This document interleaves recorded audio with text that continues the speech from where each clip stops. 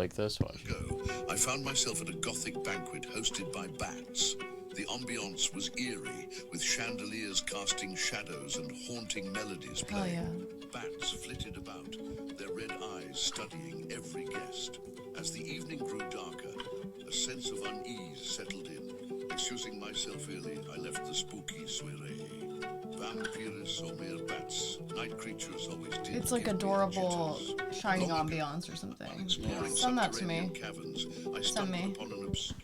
Forward that to me. I like stuff like that. I don't get stuff like that on my feed. I have. You're always like, you follow too many people. My feed kicks ass. It does, but you do also follow 2,800 people I follow. I don't even know how you know who all those people are. If I see something that slightly interests me, I follow it. Good for you. Oh, good for you. And how was it? You know where that's from? We said this the other day when you came over here just to take a dump.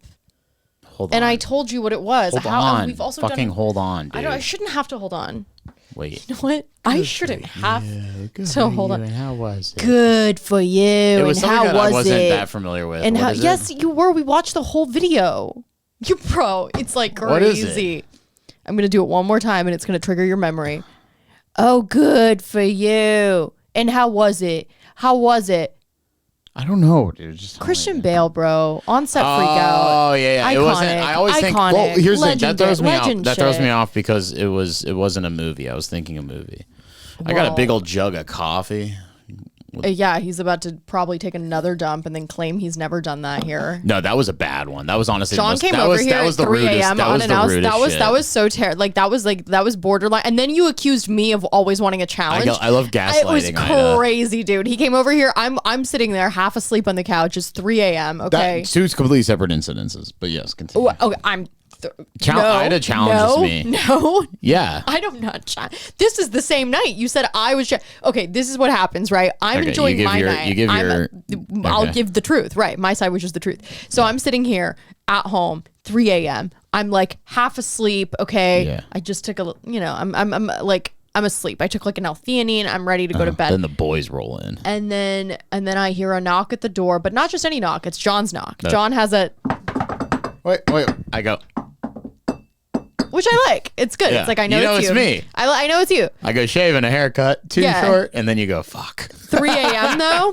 3 a.m. though, it's a little less charming to hear that at the door. I am like a jolly little man that comes by. And then I'm like, and then they're both, I was like, who is it? And then they're like, it's us. And I'm like, and of course I'm like, why are you guys here? Like, one of them lives here, but that's neither here nor there. I was drinking at a bar, and then Devin was seeing... John came here to take a shit. Killers of the Flower Moon. No, I had... John literally came over at 3 a.m. to take a dump in our place. I had like a pound of chicken marsala. The fuck do I care what you ate? Like a shot of Fernet. You could have had a hot dog eating contest. It would not matter. It's not my fault that you decided to be a big pig. Sounds like you're jealous. Chicken marsala. It was horrible. Fucking good. It was the worst marsala. Oh, good for you. Oh, you had a chicken marsala. Amateurs. Yeah, how was it? Not good. At Astros. Not Didn't good. fucking Why did smell I get good chicken either. marsala? The aftermath. Is my mic fucked up? Am I crazy? No, you're good. You're fine. Just keep that cable close. But it was honestly very rude. And the entire time I was going and then he goes, and then he tries to change the channel on the TV that I'm watching. Two separate incidences, Nope, but continue. Same night. How is your memory this bad? Okay. No. Oh, you were drunk. I'm saying as well. No, I wasn't that drunk You by didn't then. I drive had a home, pound you of chicken Ubered. marsala. But you didn't drive home. Because I wanted you to be proud of me. Smells like the for choosing not to drive drunk. But I wasn't that drunk. So you literally took an Uber so that I would be proud of you? Are you for because I'm real? constantly trying to impress you. That's not true. And make you proud of me. Now you're gaslighting me to make up for being a psychopath that comes over at 3 a.m. to take a dump. And you think that I don't understand psychologically what you're doing. In fact, I'm 15 steps ahead of you and I've already annihilated you and you don't even know. You don't even know what's coming. So what happened, this is what happened is I took an obscene shit at this house. I took like an obscene. It was the dump heard around the world. I'm trying to flush it as I'm like. He flushed 8 times. I'm trying to like flush it as I'm like. Really the 4, shit's being but pushed out of counting? my fucking ass, and like the problem. You wouldn't care about this at all if the bathroom wasn't in the fucking like main hall. No, I would.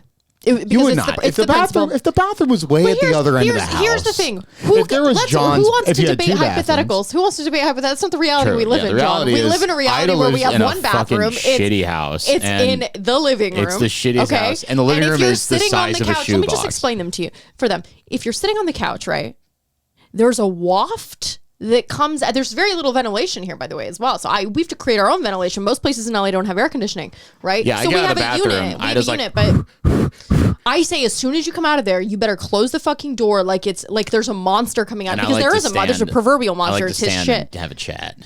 It's horrific. And so he does. He obliges with that part, right? Oh, John's also a retard that puts the poopery in the toilet after he takes the dump, which is insane. I use it as an air freshener. It's not a fucking air freshener. And by the way, now you just associate it with the smell of shit, John's shit anyway. So it's like it's a horrible air freshener. Just get you know what's a great air freshener? Not taking a dump in the first place. That's a great air freshener. Yeah, okay. Keeps everything clean. It keeps everybody happy. Okay. And so, anyways, so John then comes out. He does oblige. He closes the door rather quickly, to his credit. And then it was honestly the scariest shit I ever took. I was like, I know this is coming. But Ida was in a jovial mood, surprisingly, during the shit. She was just talking shit. Oh, I wasn't, but I decided to rise above. That was sick. I decided to rise above. That was really sick of you to do that. Thank you. Well, I could tell, you know what? I could tell it was a harder time for you than it was for me. It was tough, bro. Yeah. I showed up here and it was like, I was like, dude, this is going to be bad. And guess how nice I am? The very next day I go and pick us up Sweet Green. I know. She's great. I really am like, let's just make it be like, let's let them know what a great person I am. I want you to know, like, Devin and I had like a 5-minute conversation when I pulled up, and Devin was like, dude, you can't do that. And I was like, I'm going to do it. And he was like, dude, it's so rude. Oh, wait. Oh my God. It was premeditated? Yeah. I needed to shit so bad. I just thought it kind of came on when you came. You motherfucker, dude. No, you fucking planned to do that to me? I showed up, I pulled up, and I was like, dude, I have to shit. No. I pulled up, I was like, dude, I have to shit. Well, fuck Devin then for even letting you. No, where else am I going to poop, Ida? The bushes? I don't care. Oh my God, you make me poop outside? Horrible. But you have to understand, like, it takes me a long time to get home. I love how this suddenly becomes our problem. I have to get on a train. His dumping patterns become our issue. Nice to me. Well, here's the other thing, though. Afterwards, this is where you really had the gall, right? I'm watching TV, and John has to have control over the remote. No, I don't. He does. No, he does. Otherwise, he has like an issue. And so he comes in. He's like, I'm watching. What am I watching at that moment? You're watching Gordon Ramsay clips on YouTube. When there's a brand new Gordon Ramsay show out that we could all enjoy. I wanted to watch the regular YouTube clips of Gordon Ramsay. I wasn't in a kitchen nightmares mood. You're taking 10-cent steak over filet. Hold on, but here's the bigger thing. I'm at my house watching what I want. But that's what it really is about. At 3 in the morning. So that's what it's really about. Of course it is. I know, it's silly. And here's the thing, that John. This is your Iranian brain. Let me just let you in on a little bit of a secret. I did want to watch the new Kitchen Nightmares. But see, this is exactly. It had nothing to do with it. But I see it a mile away. The principle of the matter is that I was already watching the regular ribeye video where he instructs you how to make like a great ribeye. John comes in hot. He's like, Gordon Ramsay's doing it wrong. Okay, he shouldn't. First of all, you shouldn't put the pepper on it before you put it on the grill, because the pepper ruins the whatever. Okay, and I'm like, listen, I didn't turn on the John Schools Gordon Ramsay YouTube video. I turned on the Gordon Ramsay teaches me how to make. I was a little drunk. The fuck do I care? I'm literally sitting in my own home. This is like, I know. This is like an Israeli airstrike that you put on me at 3 in the morning, unbeknownst to me. Yeah, and you turning on Gordon Ramsay YouTube's is a Hamas misfire and a hospital blowing up. The thing is like, the hospital that blew up is my own bathroom. What you don't understand, and this is the same problem I had with a friend of mine, is you think I don't respect you in that moment, but you forget all the time, all the respect I do show you day to day. But in that moment, you expect me to respect you in very specific ways that you demand. But no one's ever going to do that for you. You're never going to respect me in the ways I want you to respect me. But you hit all those baseline respect things. I completely do. No, you don't. How do I not? Can't think of them. But I will. If you want me to think about it, I will. But the thing is if you obviously hit those baseline respect needs to be a friend, because we wouldn't be friends. Here's the thing, and for this long, did I not take it in stride? You said I was jovial. We've been good friends for like 2-3 years. I know, and you said I was jovial about it, and I was a good person about it. You're a very good sport about because I knew I was going to call you out about it here where it matters. Doesn't matter to me. And obviously, no lessons learned. He's drinking a coffee that I made him. I asked kindly because I was a sleepy time bear. Yesterday, you fell asleep here. Dude, I've been so sleepy. You've been so needy. Because I get so needy, and then Ida's like Muslim brain turns on, and she has to be like it's like you know in like in what's the Navy SEAL movie where Mark Wahlberg's in it, and if this is how you trick Arabs, or Persians. This is how you trick Persians or anyone in the Middle East is you show up to their house. They're like reverse vampires. They have to be good guests, or they'll like Muhammad will smite them in the afterlife or something. Oh. So like that's like a cultural thing. What was I doing that's so indicative of my culture? You are being of my non-Arab culture. You have to be a good guest.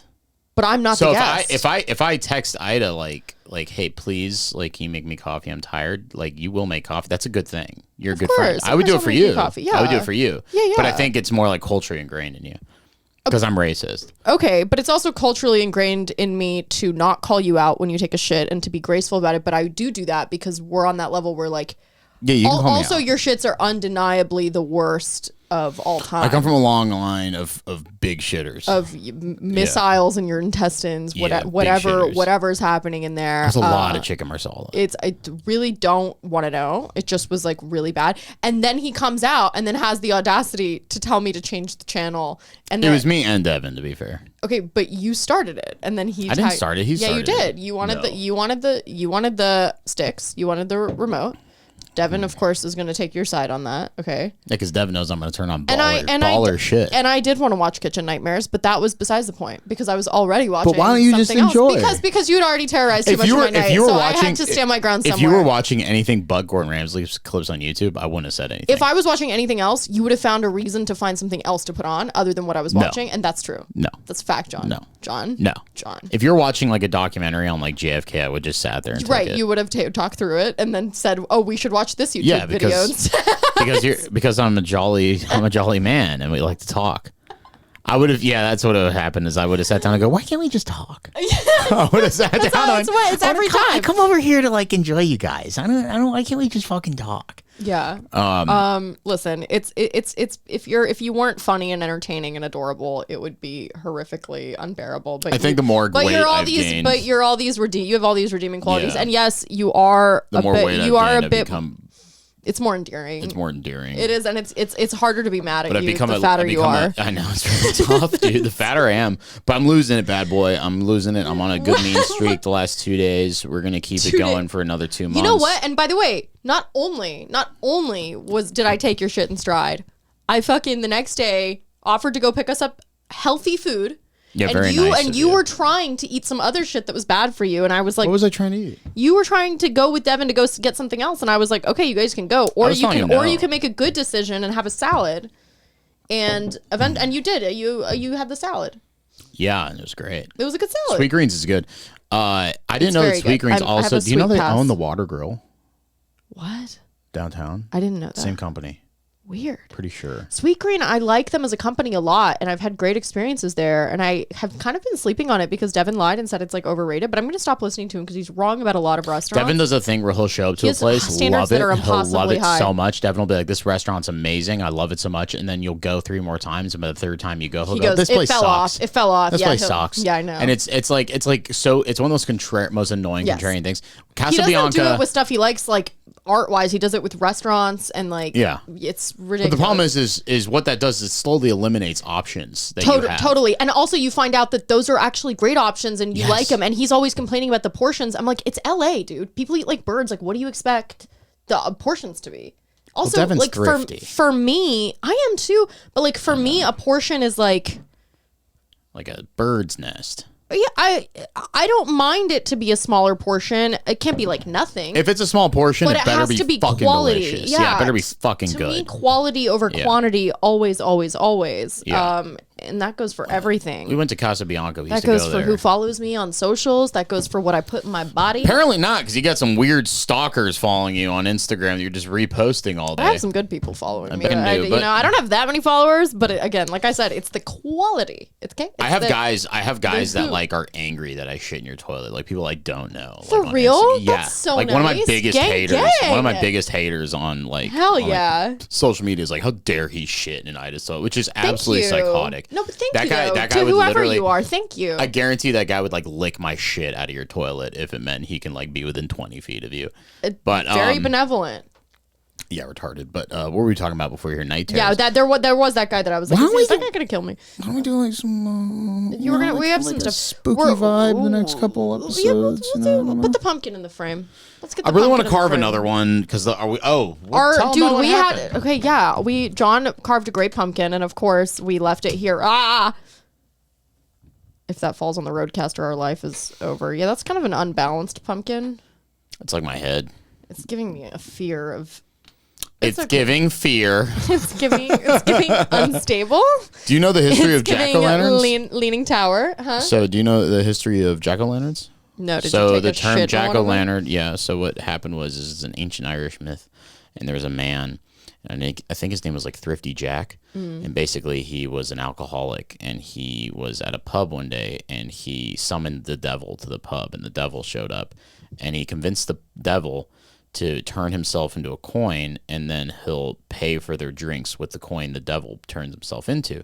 So the devil goes, okay, good idea. So the devil turns himself into a coin, and then Thrifty Jack puts the coin in his pocket next to a crucifix he had, and the devil couldn't escape his pocket, and Thrifty Jack just walked out of the pub, and he told the devil, if you leave me alone for a year, I will let you free. So the devil's like, okay, deal. So he let the devil free. A year later, devil comes back, and Thrifty Jack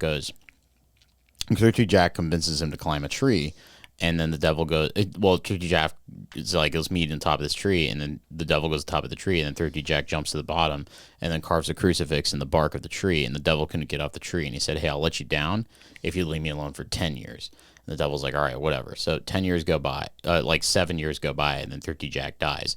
Thrifty Jack gets up to heaven, and then St. Peter's like, you're a scumbag. I'm not going to let you into heaven. And then the devil's like, I don't want to fucking be around you. You're an asshole.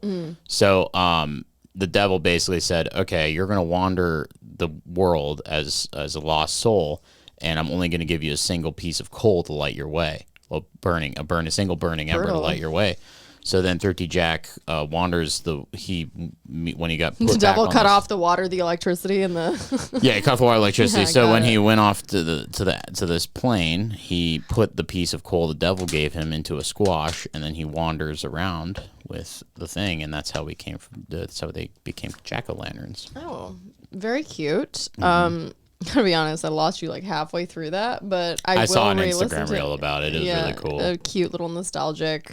But yeah, it was a really lovely pumpkin John made, and then we walk in here, and the fucking thing collapsed like 9/11. It was gross. It was like, I mean, there's probably like black mold in here. Dude, the Ida Hour thing was full of mold. It was completely filled with mold. R.I.P. to that candle. But it was a cute pumpkin. I'm glad we got that in. I really, I want to get into the festive Halloween spirit, and I think I'm going to go to a couple Halloween parties. I haven't decided yet, but I don't know what to be. I don't know what to dress up as. I know I have to probably look like a little bit of a whore, like if I really want to participate in the festivities. So I got to find that balance between like just slutty enough, but not too slutty. And then like, will I be a cat? Will I be a bumblebee? Will I, dress up like an IDF soldier who's really hot? I don't know. I'm gonna go. That'd be funny. That'd be a funny. It'd be funny, and I look like that. Dude, what if you dressed as a zombie whore IDF soldier? No, that's like a dead soldier. That's like horrific. Why would I do that? That's not cool. But I'm probably gonna do jujitsu on Halloween, and then I don't know what I'm gonna do after that.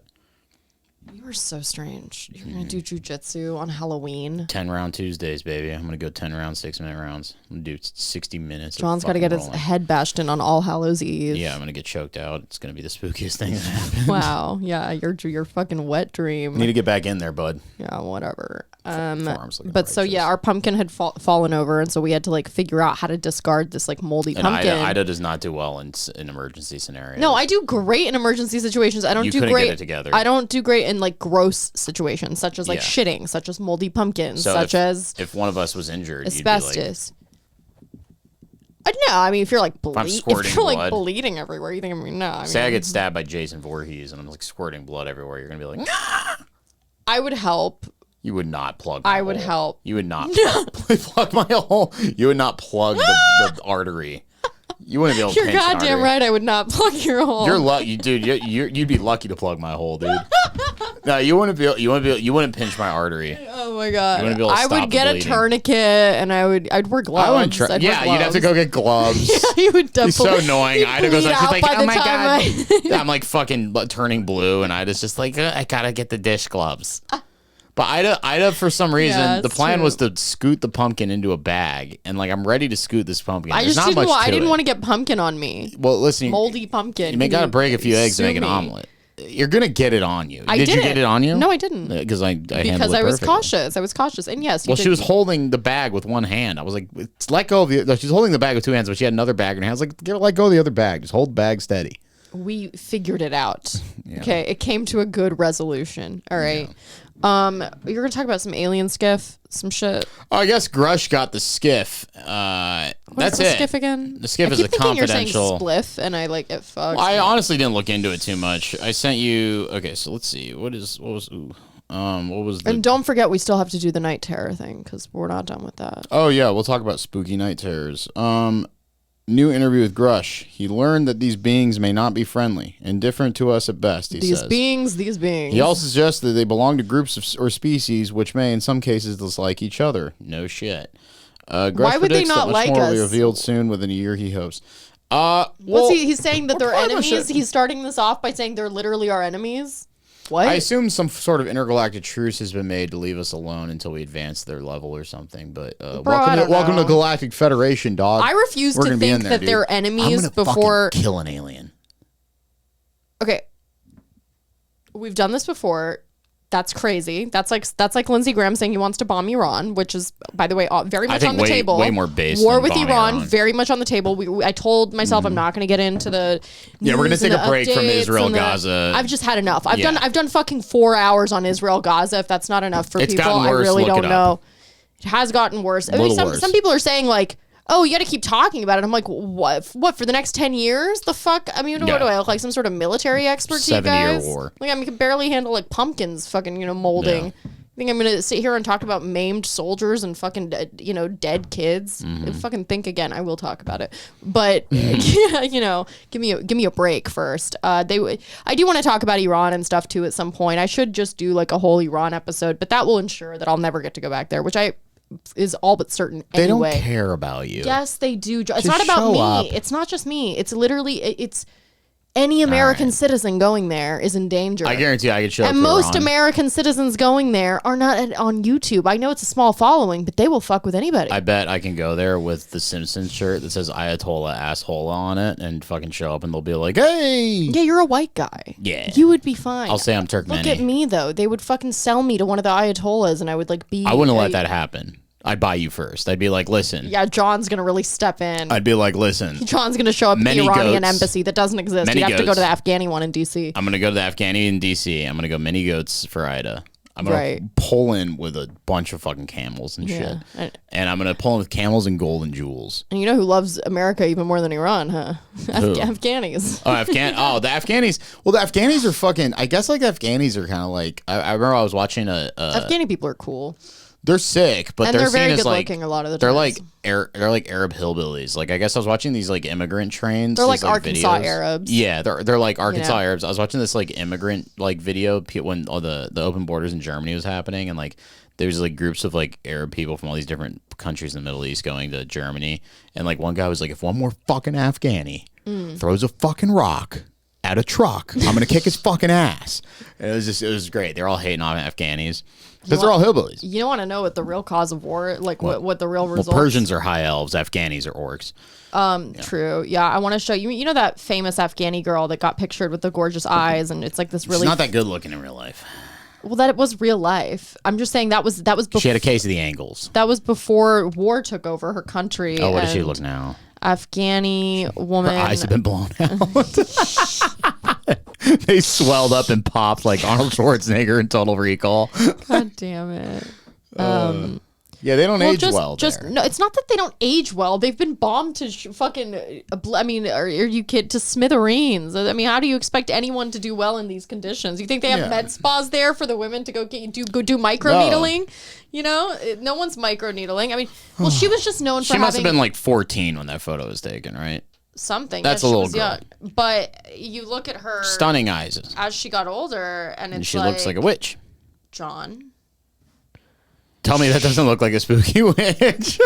I think she's got a really beautiful face and beautiful eyes. Great cheekbones. Really, beautiful cheekbones, beautiful features. But you can tell, like, she's been weathered. Like, she's been wedded, so she's gone through some shit. They used to give her the pretty scarves when she didn't have a husband. Yeah, it's just now she's married to cousin Mohammed. It's just fucking brutal. My cousin said when he was in Afghanistan, they showed up in a town. She doesn't look that bad, but yeah. They showed up in a town and they executed a woman in that town for carrying cucumbers and tomatoes in the same basket because they thought it was phallic.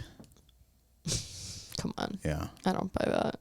Brother, man, there's some crazy ass shit they do out there. True. They will. Dude, the Taliban were fucking nuts, dude. I could fix them. Taliban had BPD. I would literally walk in there like Griselda Blanco, thinking I'm gonna run this joint, and then I'd have my shit blown off so quickly, you know. Oh yeah. But it'd be a quick, painless death. I'd go in there really hot, really confident, and then immediate just out. They love my other buddy who when he was in Afghanistan, when they get in, the locals would love it when they got in shootouts with the Taliban. They'd show up with big baskets to collect the brass out of their machine guns, and when the Taliban would shoot at them, the locals would go and like run over, and like they'd be getting like giant firefights, and the locals would be like catching the brass in their baskets and being like, we're rich. And they'll also collect scrap from missiles and shit, so it's actually like they know that we launch or stealing catalytic converters. They're basically they're scrappers. So we'll launch like missiles into towns, and if we kill like a guy, like we'll wait for the people to show up to get his body, and then we'll shoot more missiles into the town. It's really fucked up. Cute. Yeah, that's on par for us. Tucker's shit. concerned about the war in Iran. Potentially, you know, we're setting up some, you know. I like tabbouleh. I mean, what's wrong with tabbouleh? You're gonna look like tabbouleh when they're done with you. You're gonna look like a big pile of fucking shit. It looks so easy to make. We should just make tabbouleh. Why don't we do that? You gotta crack a few eggs to make some tabbouleh. You gotta send some troops to make a little tabbouleh, to make a little salad Shirazi. What okay. A shitty country to invade. Not a shitty country. Now it would have been great. Like, I'm sorry, dude. I'm so sorry. Honestly, have no idea what you're even talking about. But like, to be honest, what do you mean cool a shitty like, country to invade? Do you have any understanding how much deeper and richer and more contributions to society Iran has made? No, I'm not saying like that. I'm saying I'm actually the barbarian in this situation. I'm thinking on terms of looting stuff. Okay. What are we gonna steal? Okay, that's a good save, and I appreciate. No, that's where you pivoted. That's what I think of. China's the number one. What are you going to steal from China? Oh my God, they got so much gold and shit. There's got to be like you think somebody has more gold than Iran? Rolexes. Gold is the only currency Iran has left. Bro, what's the rich neighborhood in Beijing? Let's look that shit up. Bro, you want to talk about gold? Iran has never changed from the gold standard. Yeah, there's gonna be some good gold. Rich neighborhood Beijing. Yeah, John's got not a clue what he's talking about, but that's okay. I'm always thinking of in terms of crime. Right. Most expensive neighborhood in Beijing. Let's see, Korea. Watch, John's not going to pronounce it. Second Ring Road next to the government establishments. Listen, Second Ring Road, go hit up some houses, some Rolls Royces in front of them, some fucking Rolexes in the vault. Let's go. You know what I mean? Mm-hmm. Maybe, no, there'd be great rugs, and those rugs are worth a lot because they could fly. John, you're not going to loot anything. I mean, it's like, what are you even talking about? Like, the fact of the matter is I don't know if you would be able to lose enough weight for basic training on time. I could absolutely lose enough weight for basic training on time. I was there. I was on the cusp of being there, and then I had a fucking horrible series of events in a relationship, and I got an uncurable disease. Okay, here's the thing. You gotta, to be a soldier, you should on some level have some emotional stability. Okay? Are you out of your mind? Do you know who's in the army? Get people that aren't emotionally stable, and then Abu Ghraib happens. Dude, you know they have like... and then pissing on people's bodies happens. You can have like an 80 IQ and be in the army. Right, so you need to drop your IQ and drop the pounds. Yeah. And you need to drop, saying this is a and you need to drop theoretical- the relationships as well. So it's like a Yeah. it's like a threefold. You Become got a big old monkey. there's like you got to do a lot in there to like be able, because imagine John at war, like he would get bored, like there'd be bombs coming at him and he would be bored and he would I'd be so excited he would if I try was to him. I mean you know what I'd be like? I'd you go, could he would have missiles coming at him and he'd try to like change the channel, like he would think You're like, what? That's just a Zoomer thing. That'd be so funny. like that movie Click with Adam Sandler, which you've probably seen 20 minutes of at some point in your life. Never seen it. He'll just try to change it. Like he tried to change the reality he's in, and he like wouldn't be able to believe, or he'd like get hungry in the middle of like, you know, ammunition heading Yeah, and I'd towards steal him. some tabbouleh. I'd literally kick a door open on a house, and there'd be like a terrified family, and I'd have like a shotgun at their heads, and I'd be like, You'd be "Where's like, the I don't want tabbouleh? to hurt you. I just want to I want eat. to make me some fucking lamb rice, you cocksuckers." You It's take like a woman just crying, like cranking the kebab. And I don't want to hurt you. I just want to take a dump in your bathroom, lady. Yeah, I'm just please. And then he has to squat. Like, dude, that shit's so annoying. Why do they do that? most people don't do it. It's just like an option. It's an optional thing. Yeah, no, it's an optional thing in a lot of weird. Eastern countries I've been to. When I first showed up in Beijing when I was like 17, I had to take this massive deuce, and I went to the bathroom on the floor of my hostel, and it was just squat toilets, and I was like, oh my god, and I had to do it, and then I finished up because I can't squat on the flat of my feet. I can get there. I can get there if my stance is wide enough, but like I tore my Achilles tendon in half when I was a kid. Yeah. So like it scarred over and it got really tight. So it's hard for me to that range of motion. But the next day I went to this bar and I met these Dutch guys, and they're like staying at the same hostel, and they're like, "Bro, there's like Western toilets on the floor below you." And I was like, "No way!" So I'd always go down. By that time, you were used to the squatting. You were like, you felt like a little Chinese man. You I got loved it. so sick there. I've got so sick. You in get so Beijing. sick everywhere. No, the most sick I've ever been in my life was in Beijing. Besides More than the hand, foot, mouth. Africa. Oh, that was easy. Okay, That was interesting, easy. interesting. More the hand foot mouth is the worst thing I ever had health wise. The second worst thing I ever had is when I was 17. I ate raw crab in Beijing, not knowing it was raw crab, and I was in and out of consciousness for 3 days. Oh my god. I was pissing in jugs and Horrific. shitting my pants, and fucking it was like a turn of the century disease I had. no. I thought I had hepatitis C. It was horrible. And I realized I just had really bad food poisoning. But I've never been in and out of consciousness for 3 days. That was really interesting. I had complete loss of time. Speaking of consciousness, what were you saying about night terrors upstairs? Oh yeah, so I I don't know what was interesting. There was something you were saying that was particularly interesting, and I told you. Sometimes I'm like, stop talking, save it, let's record, because I. Well, But then we don't. But then we don't remember what it was that we were saying, and it's as if those conversations are almost like a dream that's happening, because I don't remember them 20 minutes later, but I remember them while they're happening. We were talking about. Oh yeah, John was saying that I'm like pretending to feel run down. I Whatever. didn't say that. Yeah, you kind of did. You kind of like. I didn't say that. I I said just said I you- don't you feel put- no, great, I just and said then you you put too said much you thought and into Devin it. are hypochondriacs. I'm like, You I are. am no such thing. No, I'm saying you just put too much thought. Stop thinking about it and just do. I'm not thinking about it. I'm I'm only filthy thinking and about it always because sick. it's happening. And I'm gonna live longer than you because I don't think so much, and my heart rate, and my cortisol level. Yesterday, you said you were going to live for 5 more years. Yeah, just That's piss, a because I it's know a direct quote. because I know it pisses you guys off. When I No, talk about because dying it's early. dark, and because you're like, if I talk about dying, then I can take 10 more dumps here. So I've been, wow, golly. So I've been getting into like interdimensional things, consciousness things lately. Not practicing anything really, but ever since I was young, I have night terrors, and so I thoroughly believe a lot of like paranormal and even like UFO stuff is just explained by other dimensions. Okay. And I think most high strangeness, as they call it, is just interdimensional. And I do think there is a weight to a human soul, and there is a weight to consciousness we haven't quite grasped yet. And there are actual institutes like the Monroe Institute that have been funded by the CIA, who have been, working for decades and that study these specific things. Shout out Sean Ryan. And they basically. I'm editing that. You should keep it out. You could be on. And basically, they like remote viewing, which has happened. What do you Remote mean by viewing. that? Remote viewing. Meaning? Viewing a room from another room using meditation. Telekinesis. Okay.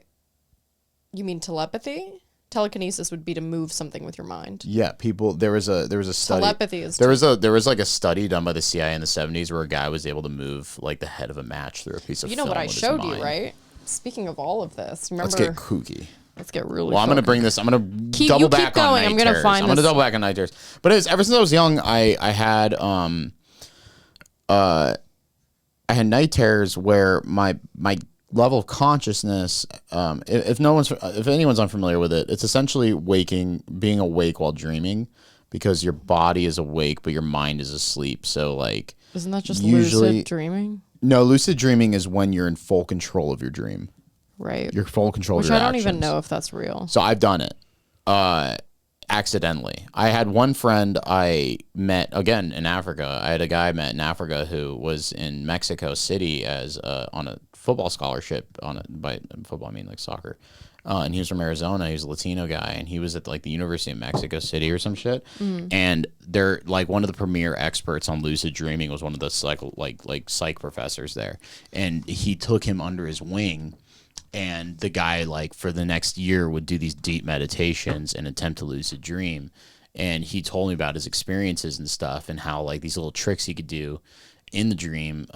Again, this is probably something that no one can really truly master. But, like, for example, if you're lucid dreaming, you can look, if you want to, the first part about lucid dreaming is realizing you're in a dream. So once you realize you're in a dream, and usually when you realize you're in a dream, you immediately wake up. One of the tricks he told me is looking down at your hands while you're dreaming. The trick to lucid dreaming is not waking up when you realize you're dreaming, because usually every time I've lucid dreamed and I realize I'm dreaming, I wake up within seconds.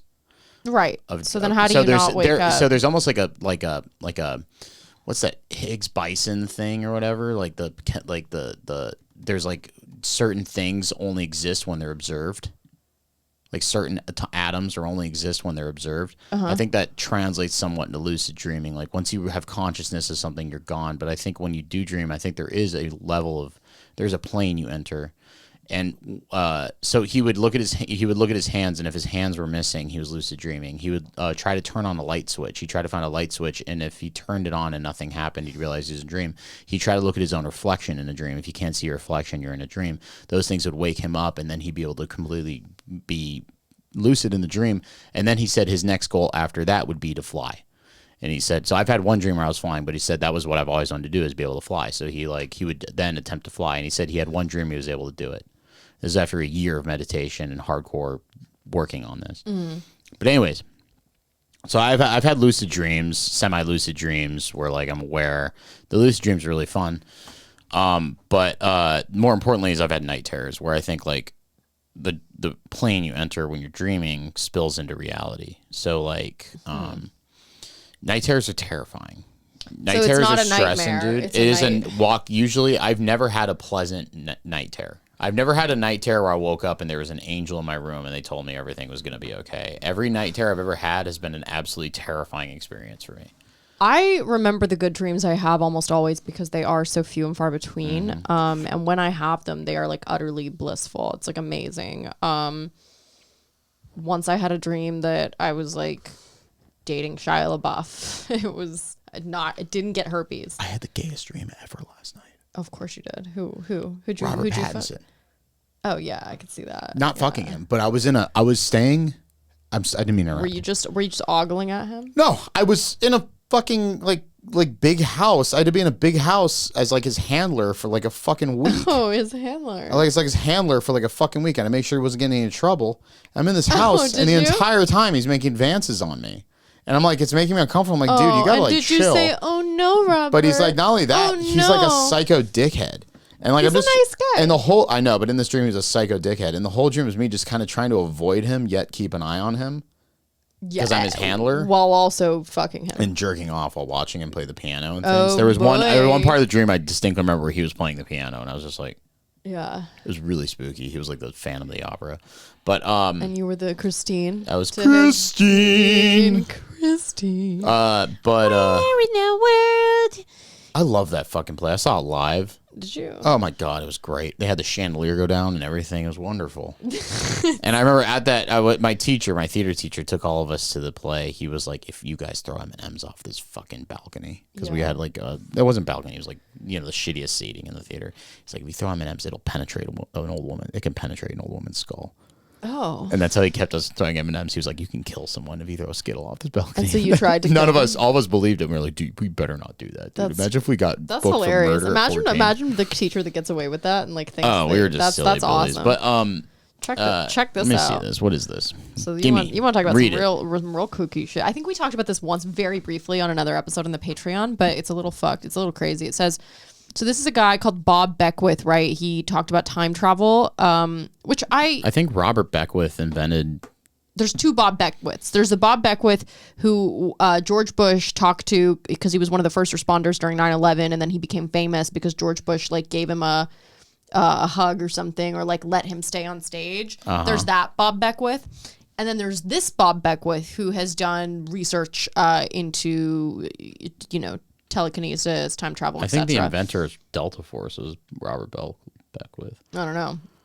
It says, found a bit of a rabbit hole when I started investigating. Bob Beckwith mentioned in Admiral Wilson leak, levitation, transportation, and time travel, plus a connection to John Titor? I don't know. This is on Reddit, but yeah. It says on the first page of the leak, a letter to Eric Davis from Will Miller says, first I must ask you and or Hal if you and or Hal would be interested in meeting with Mr. Bob Beckwith in Tallahassee, Florida on the evening of May 30th. Bob has been invited to meet with the head of the Florida Academy of Sciences and the director of the High Magnetic Field Laboratory for a roundtable discussion of his Bob Beckwith's force model of the universe and his planned experiments in LTT, levitation, transportation, and time travel, among other subjects. So I thought this sounded quite intriguing, to say the least, and I started scraping the web for more info on this man and his theories.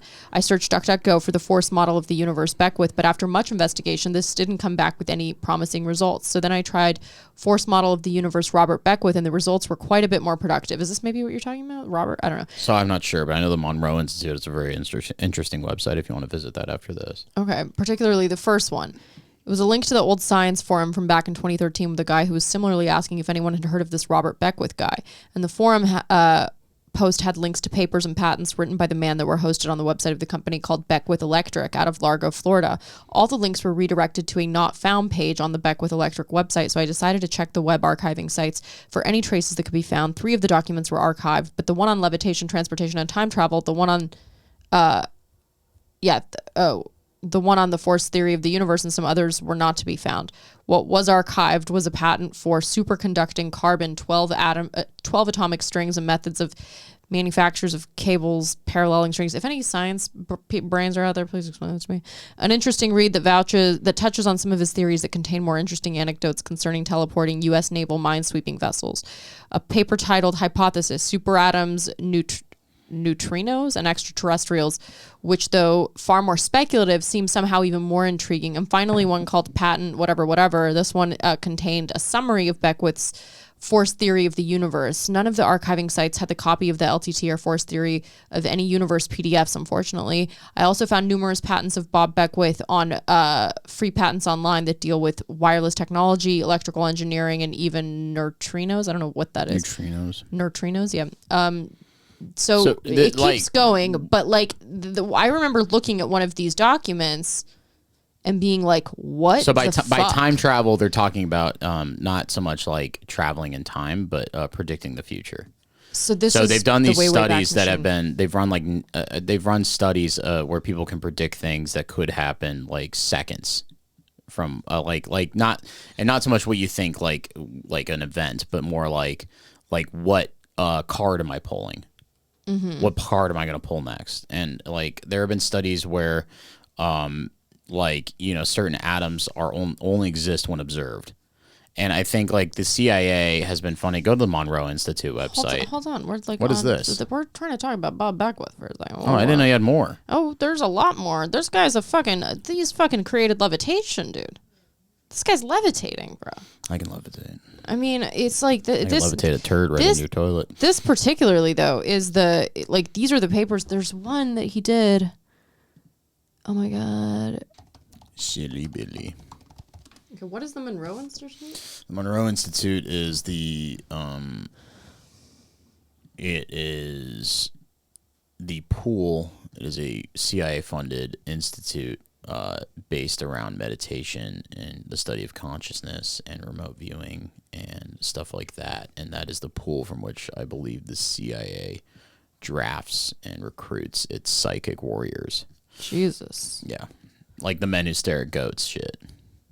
Yeah, I think you've mentioned that one before, actually. I remember this. This guy legitimately wrote a book on time travel, levitation, and teleportation. And here it is, except I can't fucking look at it. It's literally right here. Just cancel anytime. Great. What, I mean, like, can I just look at anything without having to sign up? For the love of fucking God. No. I mean, like, you're trying to get a free It's book. like, just let me have it. Isn't it enough that I have an interest in this shit? I mean, is it not enough No, for you guys? You intellectual need my property, fucking capitalism. money too? Yeah. I've been trying to get this one book between Look two at this. fires. It's the Time Travel Institute, dude. Yeah, dude. What, bro? They're trying to predict the future. Bro. Yeah, there's people who've solved murders through remote viewing. There's like... For those of you who claim to be time travelers, share your experiences. Is that you or me? It's not me. I hear something happening. But anyways, so... Welcome to the Confessions of a Chrononaut. You are now entering a realm where the boundaries of time blur and the tales of temporal adventures converge, reminiscent of figures like our infamous John Titor. Yes, that's the one that they talked about with the Bob Beckwith thing. Here, amidst the digital sea where countless tales are told, our sanctuary values authenticity above all. Whether you're an individual who genuinely believes in their dance through time or an adept role player crafting a heartfelt chronicle, your dedication to realism and depth is essential. Every story told, every confession made adds to our vast tapestry of time-bound experiences. And as you navigate these tales and perhaps share your own, remember to approach with both curiosity and respect. This is a place where skepticism and wonder coexist, where stories that from forgotten epochs, speculative futures, or timeless realms are shared and cherished. Our foundation is built upon mutual respect and understanding. Every traveler, I love this, John. Every traveler, regardless of their era or the authenticity of their journey, is a valued member of this community. You're perfect for this. Hell yeah, that's me. Dude, bro, this is your new Unicult. Disruptive, yeah, do that. Disruptive behavior, dismissiveness erodes our core purpose, and such actions will be dealt with to preserve the sanctity of our shared space. While we relish in the details of every shared journey, we also recognize the weight some tales bear and the potential need for shadows. Anonymity is not only permitted but revered, ensuring that every chrononaut, I love this, every chrononaut. I'm a chrononaut. Yeah, you are. My middle name's Chron. Chrononaut. Every chrononaut can share their narrative without fear or reservation, guiding us through the vast corridors of temporal tales. Is yours truly, Cosmo. My role is to navigate and curate the discussions within this plane, ensuring that our collective odyssey remains purposeful and our sanctuary untainted.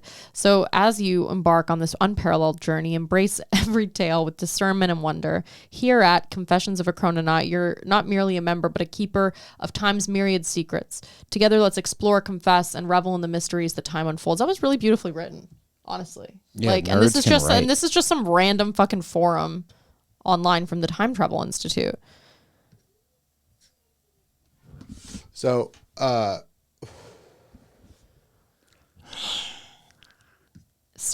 do you think, Johnny? You think it's real? yeah, I don't think it's... So this is what, like, my theory is, like, our future as human beings. So, like, stuff like this is really hard to achieve in a conscious, like, a human conscious state, I think. Like, being able to meditate to the point where you can remote view or predict the future, yada, yada. So I think what's... I remember I read a story about essentially like a playground in Germany where they had dug up the body of a very important Germanic woman from thousands of years ago, who at one point was probably like a witch doctor or some shit. She had like a headdress associated with her, and she was very young. She must have been, I think, in like her late 20s. And she had died because she had a tooth infection. And buried next to her was her baby, who died probably because the breast milk became infected that she was feeding him with. But the thing is they analyzed her bones, and they realized that she, if she tilted her head a specific way, it would block the vessel that fed blood into her brain, and she would become essentially unconscious. So what this woman probably did was she can be unconscious just by doing this.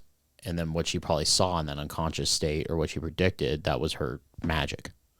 So like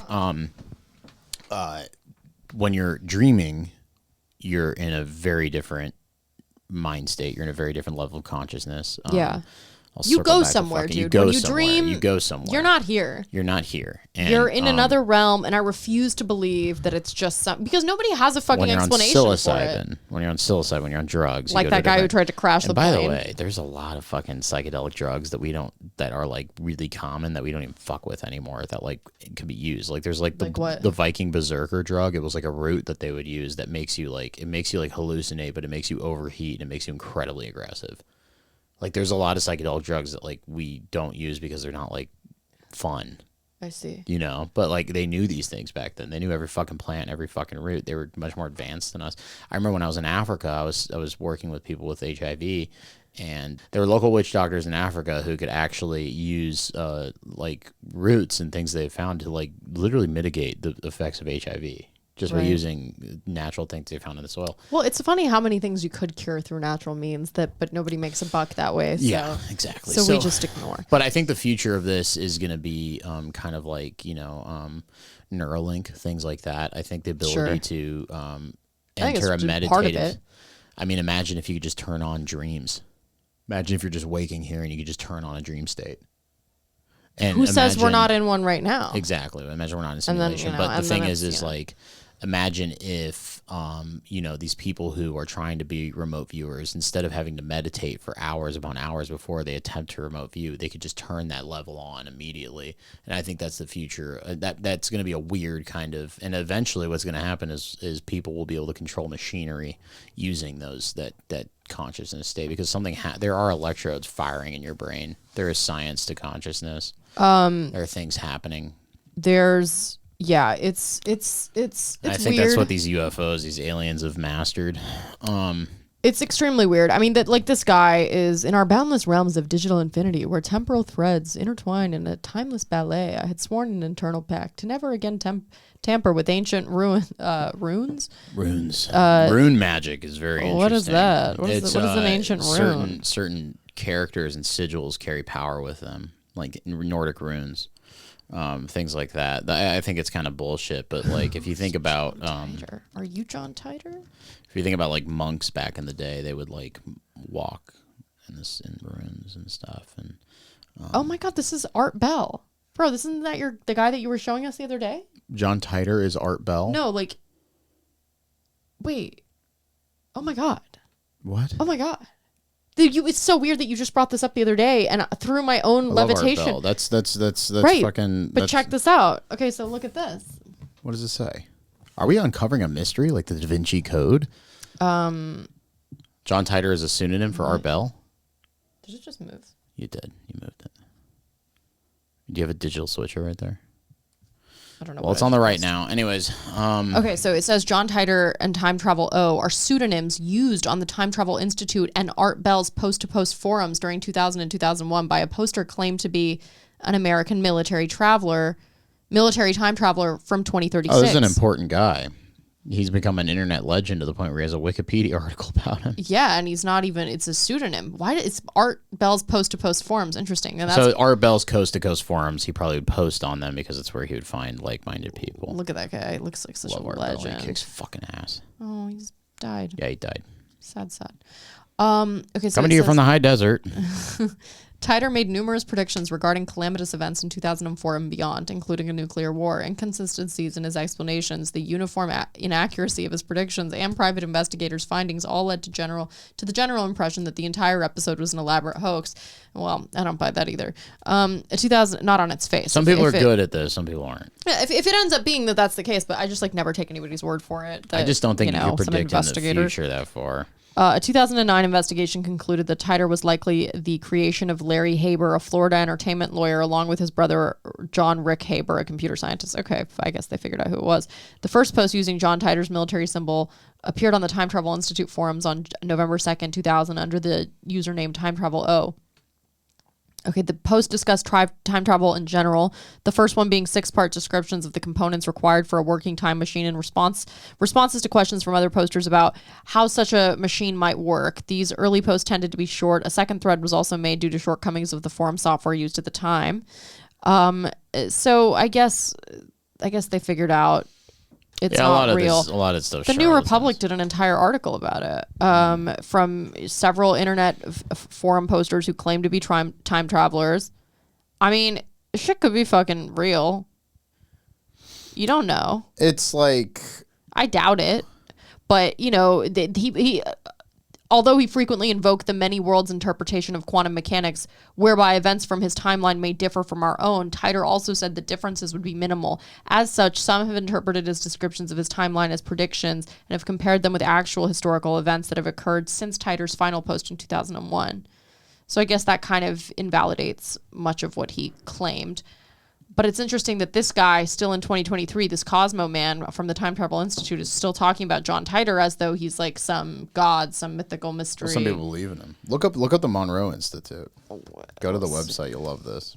I don't want to be tracked.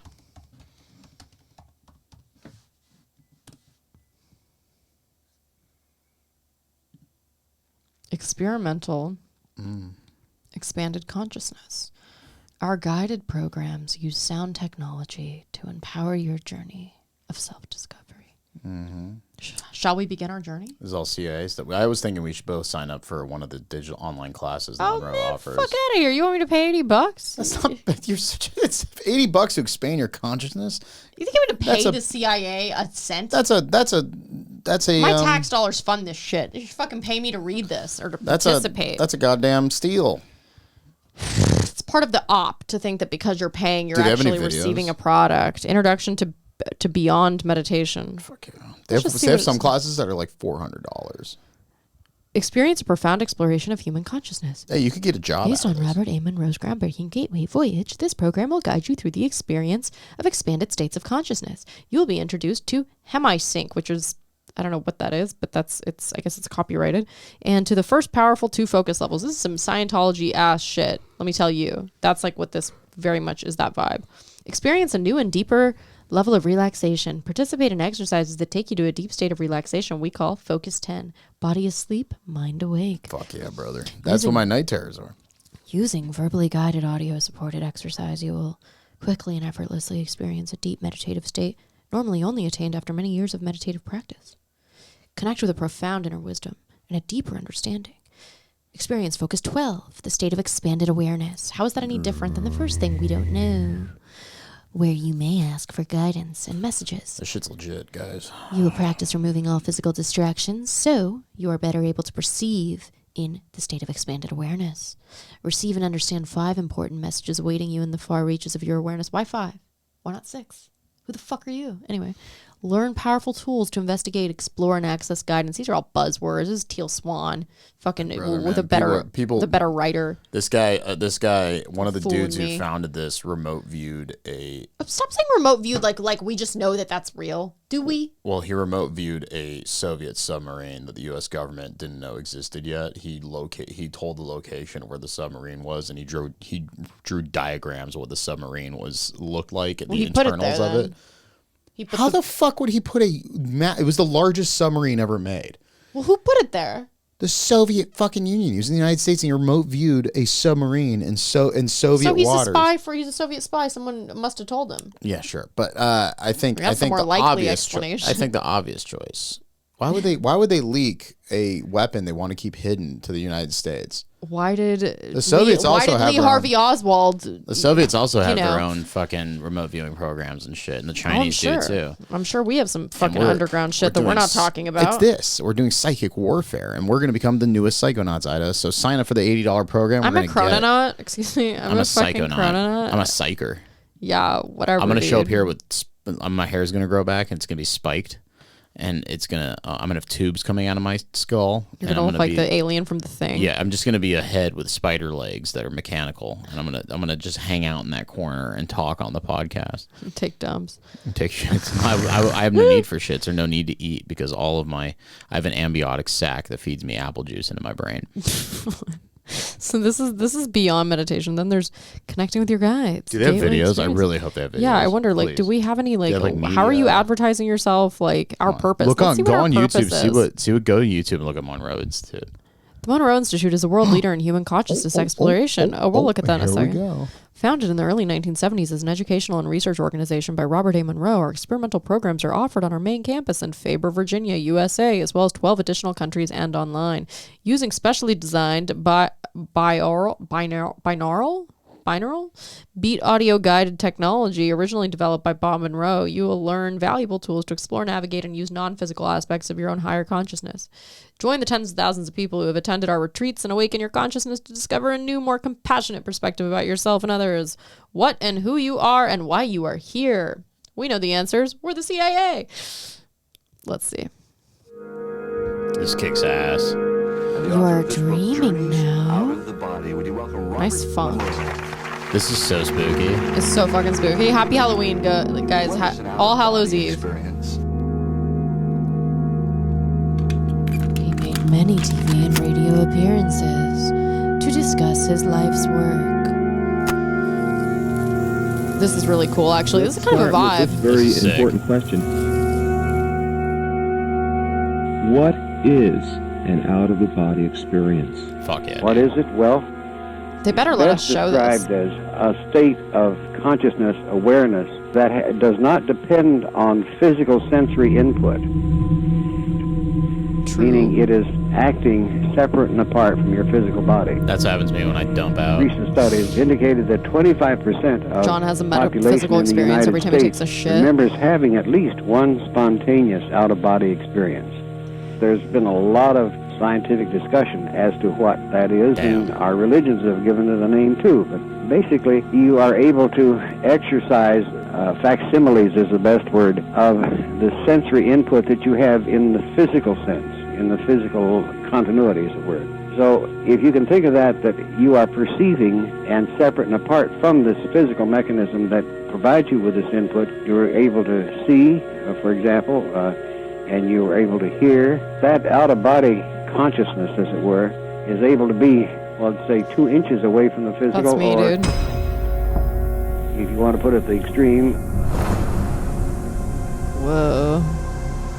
you can go to Mars and cruise around Mars and see what's going on there. It's that unlimited.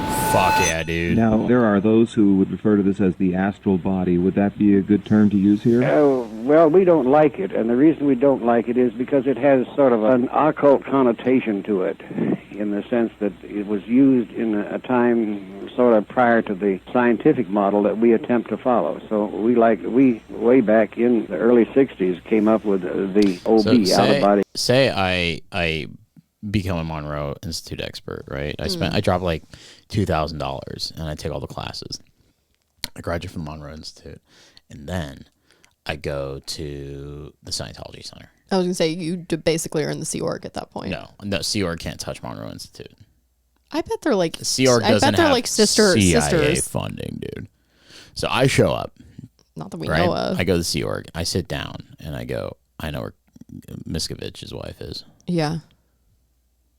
And I go, I sit there and I start fucking shaking. I'm violently shaking. So I sit there and I go, Alhamdulillah. and I'm start violently shaking. You start speaking Arabic. And they're like, quick, measure. And I'm holding the 2 metal things that they give you that measure your thetan levels. And the fucking thing just goes, and sparks and explodes. Yeah. And then I'm like, she's in the high desert. And I wake up and I'm like, you sons of bitches. She's 6 feet under. What were you saying? You're like, my dreams, dude. My night terrors are like, they're so sick, dude. They're like action movies. Like, they're fucking, sick, dude. I've had dreams where they're like action movies, which are sick. Those Like, are dude, like my the life's sick like a movies fucking movie, man. Dude, my life's like a fucking movie. But my night terrors are terrifying and they blow. But like, I've had dreams where I've been killed. But as you die, I was trying to tell you about that night terror I had this year. So I had this night terror where I was I was on the 2nd story of my house, and there was a window right next to me. And somebody just pop up out of the bushes? Am I losing it? No, light got turned off. Interesting. If somebody popped up, you're spooked. Well, I mean, it's fucking Halloween. Spooky. We're talking about levitation and night terrors. You better turn on a Nemo while I talk about this. Well, you know. All right. I kind of like the. All right, keep it. We'll do some alien. We'll do alien sounds. How about that? Is there an alien Nemo? How about that? Catch me outside. How about that? turn on what's People sick? love my impression of Devin. You ever seen Scanners, dude? No. Great movie about this. Alien onion. Best head explosion ever. Dude, I'm gonna read the Arrival short story that the movie's based on. I met this girl who gave me a Was it great good? recommendation. It's only 30 pages. I'm gonna read it. I got the PDF online. It's free. Bruh, you kidding me with this? Hell yeah. Okay. Fuck yeah. All right, I'm in my bed. This is my expanded Dude, this is consciousness. literally one of the cool streamscapes. Like this is like the inside of both of our brains That's right the now. inside of the 2001 Space Odyssey room, right? Yeah, Sick. but it's also the inside of our brain. Don't do it. You're hurting me, Dave. Please, Dave. Stop, Dave. I want to do a Half-Life ambiance if they have that. Dude, turn that shit on. That's way cooler. Anyways, so I want the train station ambiance. Anyways, pick up that can. So I'm laying in bed, and the window next to me, I see something crawling through it. And I've had 2 night terrors or some things crawl through the window. And the first one was a man. And I'm laying in bed on my back, and I'm watching this man, and I feel the worst part about night terrors is something's always entering your bed, and you feel the weight of it entering your bed. Yeah. You actually feel your bed dipping while it's entering your bed, and I feel it.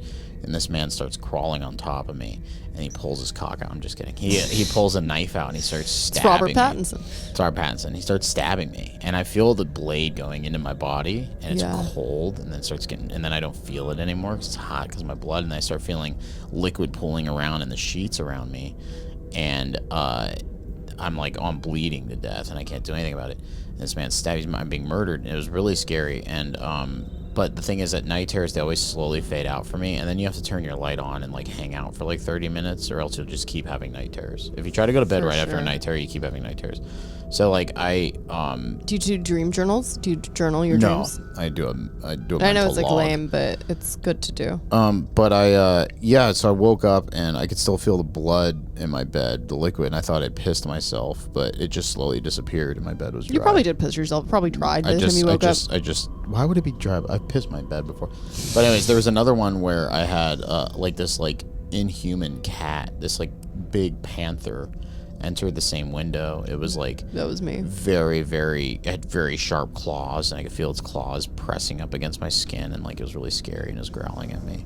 But I've had dreams where I've seen like I've like woken up, I've been like laying on my side, and I look up and I open my eyes, and there's literally like a demon's face like inches away from my face just staring at me. And like I've had dreams where I remember one dream that was really scary. I was in my sister's away at college, and I took a nap in her bed because I didn't like my room when I grew up because it was always so dirty. So I was taking a nap in her bed, and she had a chair next to her bed, and I remember I had a night terror where I opened my eyes and there was like a woman in the bed, but she had a bag over her head and she was just convulsing, and I just remember she started vomiting blood inside the bag, and there's just blood showing up on the bag. That's like the night terror that the person had in Killers of the Flower Moon, which you saw, right? What? Yeah, I did. I don't remember that night terror. Remember she saw the owl? That's not a woman vomiting in a bag of blood. I was like, when was that in Killers? But she's seeing an owl in a night terror. Yeah, you have visions. I had the one thing I ever had a vision of was, again, I was sleeping in my sister's room, and it wasn't really a night. It was probably the most mild night terror I ever had, but there's a woman walking around the room talking on her phone and talking about this dam that was going to break. Ooh. And I remembered the name of the dam, and I was like, well, I'm going to look that up on Google, and it didn't exist. Yeah. Speaking of Killers of the Flower Moon. Very fucking. Oh, yeah, we got to talk about that. Yeah, we forgot. We were going to talk about it off top, and we didn't because we are so interesting and have other things to talk about. Hillbillies. No, Killers of the Flower Moon, amazing, incredible. Spoiler alert. You watched it, right? Yeah. So sick, so good, so tragic, so heartfelt, so beautifully done. Martin Scorsese has done it again, folks. He has done it again. I saw an interesting quote from him today where he compared himself to Quentin Tarantino and said, like, Quentin Tarantino is a writer. I more am a vessel for other people's stories, and like to, he just kind of separated kind of what he is as a director versus what Quentin Tarantino is as a director. Yeah. And I don't disagree fully. I mean, it's, really Scorsese has just taken so many great stories, Wolf of Wall Street, fucking, Gangs of New York, whatever. Like he's just taken incredible stories and turned them into cinematic epics. And this was no different. It was almost 4 hours. Like when you think about like the credits. Dude, I saw it. It was supposed to start at 10:15 and start till 11. I was like, Jesus. Yeah. I saw it the day before it came out. Like I went to the early screening and it was Have you been to Regal LA Live in I went. downtown? That was where I saw it. It's fucking the creepiest megaplex of all time. So big. Talk about a spooky ass. Like I thought I was levitating Would there. you go at night? Because I went during. No, the day. I went in the middle of the day, and it was still like I went at like 4 p.m. Dude, the employees there are all just cunts. I was They like, suck fucking. ass. One of the they- guys had the audacity to check my purse. I almost fucking slapped him. I said, "Are you out of your Dude, fucking I mind? You think fucking- I'm not gonna bring a drink in here? You're out of your goddamn skull, dude. I'm bringing a fucking drink in here." He's like, "You know what he said to me?" He goes, "Well, it could have been alcoholic," and I said, "And so what if it was? Nice. Eat a dick." So I went in there. I'm waiting in line at the concessions, and the employees are just standing around. And there's one woman working the session, and actually a woman gets out of line and goes, "Hey, can you guys help us?" And they don't do anything. She just goes back to line, and then I go back up there with my buddy, and he bought me drinks the last time we went out. So like I went downstairs to get us both like little bottles of red wine. Yeah. And I like go down there. I'm like, "Hey, can I get 2 bottles of red wine?" She's like, Pay for "Both that people shit, have." you chump. No, fuck it. And she was like, "Both people have to be present to order." And I was like, "Who gives a shit if I have 2 bottles? out of here, Fuck dude. off. Fuck off, you fucking liberals. Oh my you God. fucking Who people wants- telling me what to do. Fuck you." And I was like, know it's not the employees. I was like, "You saw me in my no, fuck her." She was like, "Well, I'm just doing my job." And I was like, "I know you're just doing your job, dipshit. What do you think? I'm not a Karen, dude. I didn't go up there with attitude. I was just like, "Oh, really? Like you saw me come in with my buddy. Like you can't just You can't. Right. I know. just let me fucking." I was like, I'm on level fucking 3. Dude, it's the Okay. biggest movie theater. I We gotta almost go- didn't make it because we were running to the theater. I had to take a fucking elevator down to get to the wine an area. elevator in Yeah, there? I had to take it was a secret elevator, and the only reason I took the elevator down was because the motherfucking escalator wasn't working. And I'm not walking up fucking 4 flights of stairs to get to my fucking These movie. places, they do not come correct. Bullshit. And you know what? It's a megaplex, right? It's like the Phantom in the megaplex. Yeah. It is spooky. It's haunted. It's a liminal ass fucking movie theater. It's massive. I don't even know how you get that much real estate in downtown LA, but I digress. And when I went, there was some premiere The happening. Femme Fatale movie festival was happening when I was there. It was all female movies, and I went to the stand and checked out the movie list.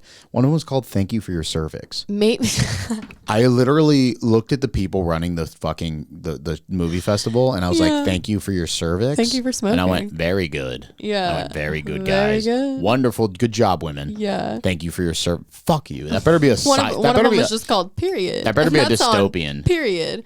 There better be a dystopian sci-fi film about women having their cervixes harvested, but that's the only time "Thank You for Your Cervix" would be an appropriate title because it's so fucking on the That's nose. gonna be Gattaca too. God.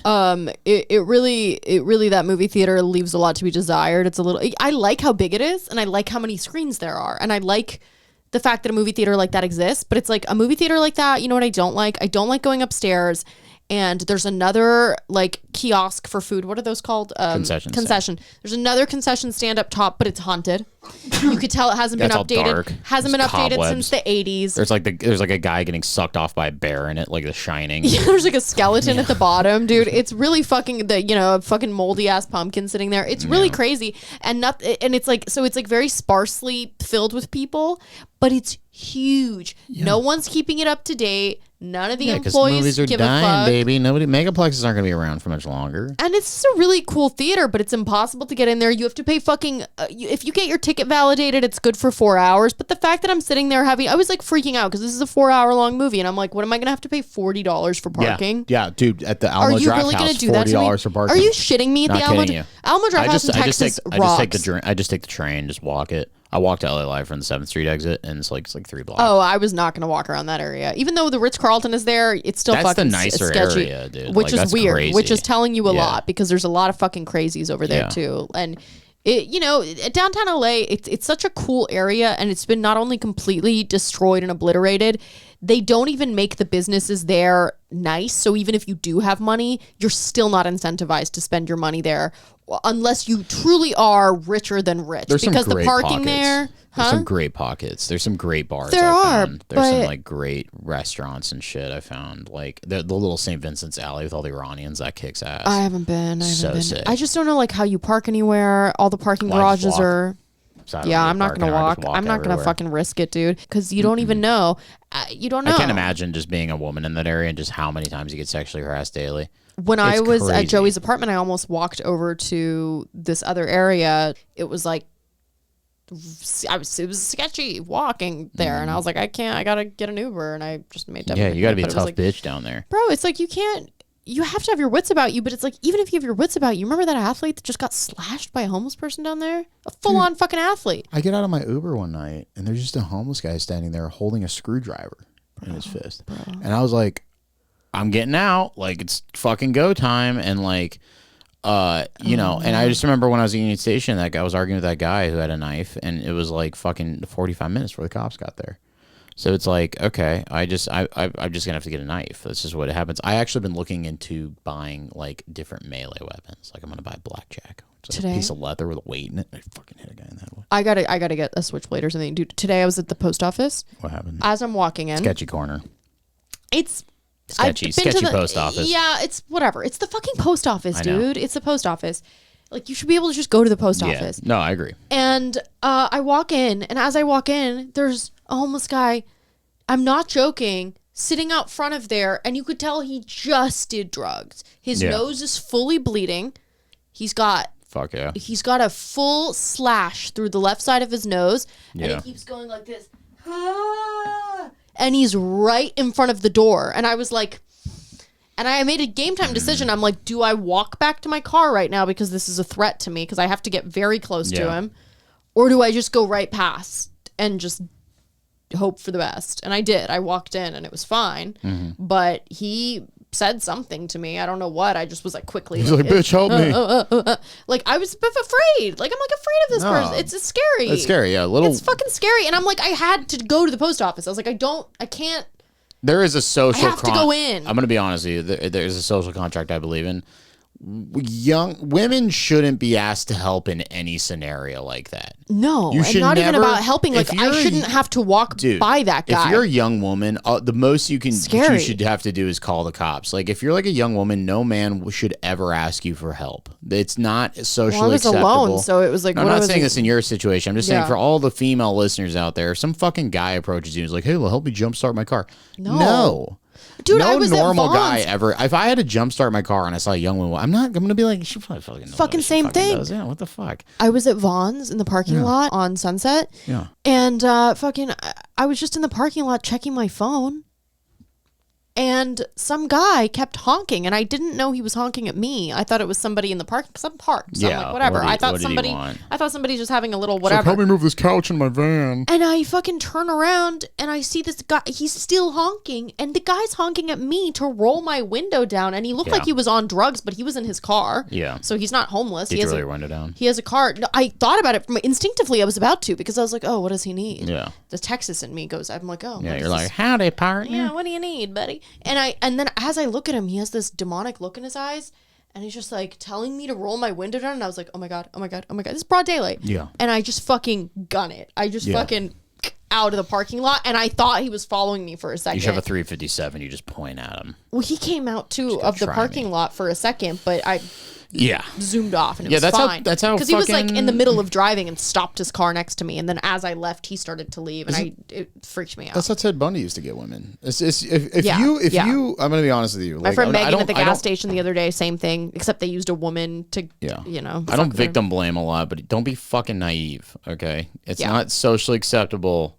to ask women for help for fucking anything. Like if you're in a public, fucking man. like what are you out of your fucking mind? It's you out of your skull? Yeah, no fucking. No, it's not socially acceptable to talk to strangers, to be honest. Totally. So like, totally. Let alone like mind your business. Yeah, mind your own fucking. Like that's the funniest thing. This fucking woman came into the bar one day, and behind her she's trailing this crackhead comes in with her, and she looks like some like ginger. She's from like the fucking. I'm like, she sits down and the crackhead leaves, and then she's like talking to him, and I was like, who's your buddy? And she's like, oh, it's just this guy I started talking to, and like he followed me in here, and like I told him I was like gonna buy him a drink, and I said, no, you're not. Yeah. I said, where are you from? And she goes, I'm from like Ohio. And I was like, don't talk to people. No. What are you out of your mind? And he came back in the bar, and I said, what's her name? Right. And he's like, oh, I don't know. I said, she doesn't know you. You got to go. And then he fucking left. And it's like, dude. It's like the old woman at the post office today gave that guy a $20 bill. The psychopath. Insane. I wanted to go in there and slap her across the face and say, well, why you're the reason why he's sitting here. Bitch. No, Asian.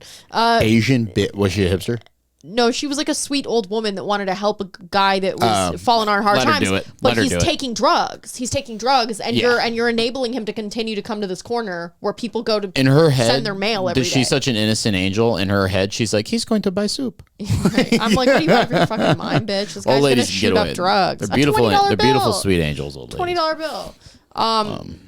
No, it's fucked up, dude. It's like when I first came here on a trip, I went to downtown LA it was actually Trump was here at the Intercontinental. And so there was a big Trump rally. It was pretty fucking crazy. And I thought that it was like, oh, it's like downtown's like New York. I can just walk around. It is kind of, you get New York vibes, but it's like You do. 1970s. But then New you York. realize what you're doing. Oh, yeah. And I made the mistake of giving a homeless person money. Ooh. And guess what? Your new I best didn't, friend. Well, I didn't know there were people watching me give this guy money. There were other homeless people watching that I was giving him money, and they all started swarming and approaching me. Yeah. And then this like Indian nerd who was like really cool came up to me. He's like a filmmaker or whatever, and he's like, I'm just gonna tell you right now, you're not from here, right? I was like, no. And then he's like, all right, just walk with me into the Starbucks. And of course, I'm like, do I walk with this stranger into Starbucks and it's like, and I was like, yes, I do. Well, but even in that moment where it's like obviously somebody being incredibly nice to me, I still question. Why is this perfectly nice stranger asking me to go to Starbucks with him? Yeah. But in that moment, I was like, okay, no, go to Starbucks. And I went into the Starbucks. More homeless people inside the Starbucks, by the way. But he's like, all right, let's take a seat. He's like, don't do that. He's like, do not give homeless people money, and don't do it in downtown LA, and don't walk by yourself down here. Yeah. He's like, I can't believe I have to tell you this. And I was like, I felt like an idiot. I felt like that girl at the Cecil Hotel who just got her fucking, who ended up in a, what is that? Water tower. It was like that. And it was, by the way, it was in that exact area. It was right by the last bookstore that this happened. And I went right into that Starbucks and I just dipped right in, and this guy was really nice, but I never made the mistake again. And ever since then, I just honestly steer clear of downtown, which, obviously is not the Gaza Strip, but it's, for us, it's pretty fucking bad. I had to fucking help a guy. I'm walking home from barbecue. Okay, didn't you like down save it fucking? or I don't think I saved his life, but I was walking down Spring Street. And you see this dude collapsed into a planter, and like his face is bleeding. And there's an Amazon delivery driver like trying to lift him up, but the guy's got to be like 250. He's a big boy. And like, there's a woman on the phone, and I was like, "Hey, this guy can't like be in this planter anymore." So I like lift him up. I help the Amazon guy lift him up, and then he's like falling back on his knees. I know you can like break your knee from jiu-jitsu. I know you can like really fuck your legs up if you fall back that way. So like, I was like, we have to like lift him up further, and then get his legs in front of him. And then we'll get him in the recovery position. And then luckily by the time we get him on his side, like fucking this woman comes out with a pillow and she's like, I'll give him mouth to mouth. I was like, don't do that. I was like, do not do that. Honey, no. I was like, no. And I check his pulse. Sean's like, sweetie. I hit a pretty normal pulse, but like I check his pulse, and then like he's laying there, and like he's on his side, but his arm's like back, and this like Mexican lady comes up and speaks Spanish, and she's like, his arm's gonna break. And I was like, I just snapped at her. I was like, his arm can break. We're worried about his head and his heart right now. Yeah. Like, I don't give a fuck. That's what I remember when I was taking that kinesiology. When you learn CPR, it's like break someone's ribs if you're going to save their life kind of thing. I was like, who gives a fuck about his legs or his arms? We're trying to make sure he's alive. I would just keep on walking. I know. Most people already did. know, fam. But, not many I guys ain't walk by that getting can lift that involved. guy up. So I was like, okay, I'm going to help him out. But it was like, he's having a That's grand nice mal of you. seizure. His head's turning blue, and he's going... Well, it's nice of you to help out. He's probably dead now anyway. I think he's alive, but he'll have because no idea about... He has 3 days. It's sometimes it's yeah. unfortunate, but Well, I know homeless guys that they disappear. I both have disdain for the people that are drug addicts and for the government that allows it to happen. So I don't know if that makes me a horrific human being, but when you deal with enough of these encounters, you start to really just realize how completely fucked up this city is, and how as much money as you pay, and this has always been the case, but just how bad it's gotten in the last 3 years cannot be overstated. It has gotten just precipitously worse. I'll tell you right after now, COVID. Way worse. We're not San Francisco level yet, but it's 2 not years good. ago, it was way worse at Union Station, but I don't know about the outside Union Station situation, but like I had a good friend who was homeless, and then he got off drugs, and then he was an older man, and then he got a apartment, and he was becoming a social worker, and he was trying to get a job, and he was like legitimately getting on his feet, and like I would visit him every week, and he like fucking died like a month ago. Jesus. It was just so sad. I do feel bad for people that have fallen on hard times. He had his own apartment. He was doing well. He liked to watch fucking TV, and I'd go in there and I'd cook for him. And it was just like, the worst part about it is like, it was like the last like few weeks he was alive, I just didn't see him. It's okay, John. I know. Anyways, guys, we're gonna move over. We're gonna move over to the Patreon. See Killers of the Flower Moon, though. Honestly, tremendous performances, tremendous score. The score, the guy that scored the film passed away a couple months ago, unfortunately. But fucking Robert. What is his name? Let's say his name. Say his name. Killers of the Flower Moon. The performances were so good. Just hearing the true story that this is based on was just mind blowing. Robbie Robertson. He was he was the guitarist and song. Yeah. So the guy that scored the movie was the guitarist from the band.